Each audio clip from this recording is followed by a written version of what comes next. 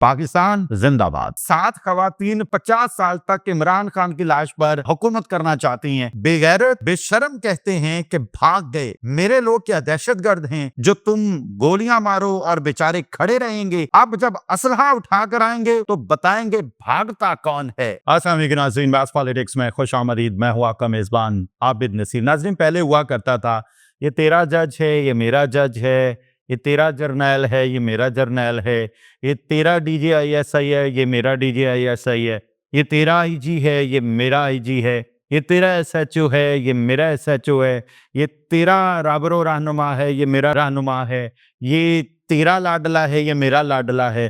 अब ये तेरा चैनल है, ये मेरा चैनल है। ये भी सूरत हाल होगी।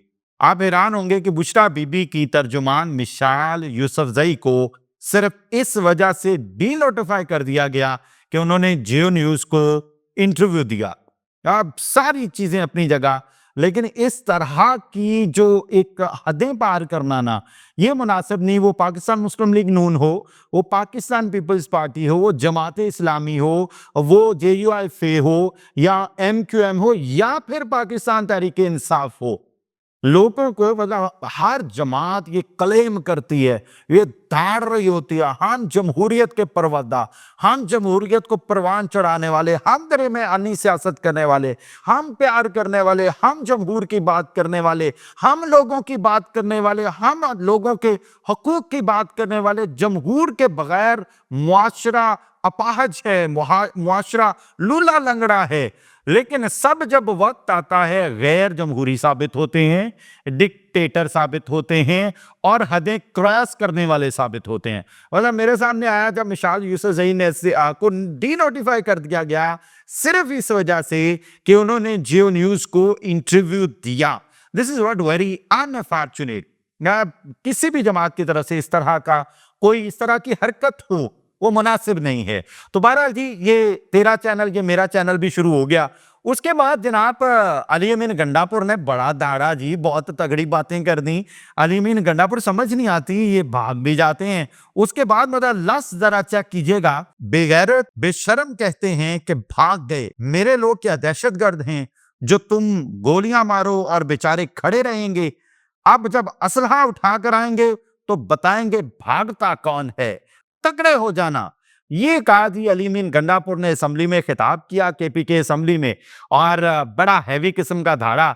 उन्होंने कहा कि जी पार्टी में कोई इख्तिलाफ नहीं है। नंबर 1 बात यह है कि पार्टी में बिल्कुल कोई इख्तिलाफ नहीं। फिर D चौक के शोधा का खून रायगा नहीं जाएगा। मेरा सवाल है, आप अपने लोगों को छोड़ के क्यों भागे?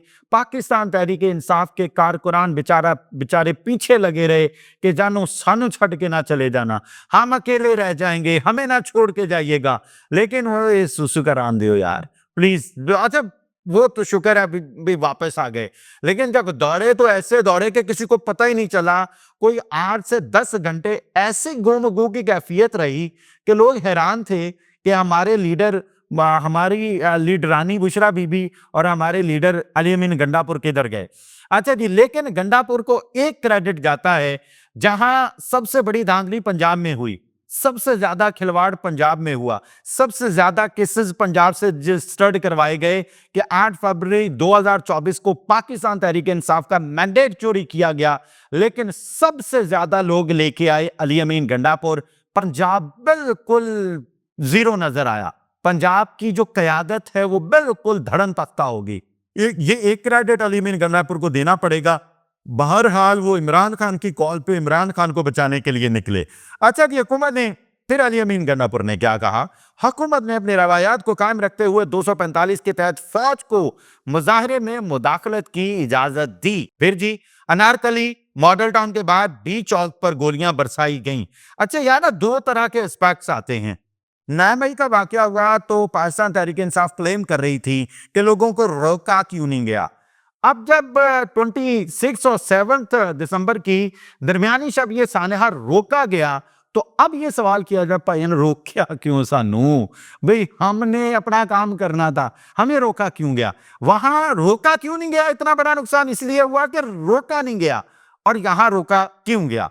हर पार्टी बस अपने अपने मिजाज के मुताबिक अपने दाव पेच खेल रही होती है। और उन्होंने कहा कि दाऊद खेल के मुकाम पर हम पर फायरिंग का सिलसिला शुरू हुआ, फिर चुंगी 26 पर हम पर गोलियां बरसाई गई। हमारा बेगुनाह लीडर जेल में है, जिसकी रिहाई के लिए हम एहतजाज कर रहे हैं। This is more than alarming. अगर इमरान खान वाकई मतलब सिस्टम ये समझे बेगुनाह जेल में हैं तो उन्हें बाहर आना चाहिए, उनका हक है। उसके बाद जी 7 खवातीन 50 साल तक इमरान खान की लाश पर हुकूमत करना चाहती हैं, इमरान खान को इस्तेमाल करना चाहती हैं। ये कहा है फैसल वाबड़ा ने। जल्दी से आपको खबर दे देते हैं जनाब। उन्होंने कहा कि बुशरा बीबी जब इमरान खान की जिंदगी में आई, उसके बाद वो गड़ी चोर, मारधाड़ पर यकीन करने वाला और इदारों के खिलाफ हो गए। फिर उन्होंने कहा कि 7 औरतों का एक गैंग है जो इमरान खान की लाश पर 50 साल तक सियासत करना चाहता है।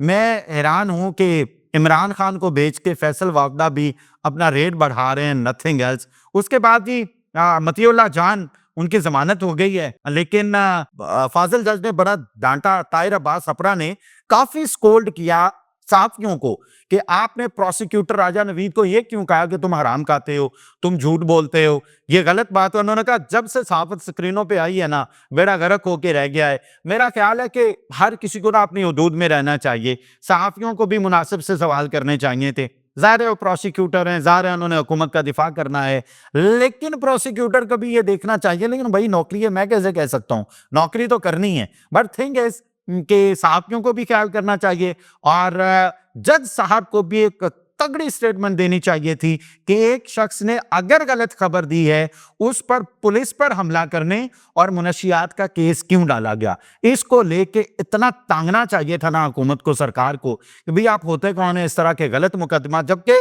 ये खुद राना सनाउल्लाह की सूरत में मुनशियात का मुकदमा भुगत चुके हैं। इन्हें पता है कि क्या होता है। यानी इस तरह के जाली मुकदमे करके मेरा जज, तेरा जज, तेरा आईजी, मेरा आईजी, तेरा प्रोसिक्यूटर, मेरा प्रोसिक्यूटर से निकल के सिर्फ आपने देखना है कि जमहूरियत क्या है, आइन और कानून क्या है। जब तक आइन और कानून की बालादस्ती नहीं ना होगी, मामला हमारी पकड़ से इसी तरह निकलते रहेंगे। मेरी दुआ है अल्लाह ताला पाकिस्तान में बसने वालों की खैर करे। इजाजत दीजिए, अल्लाह हाफिज। पाकिस्तान जिंदाबाद।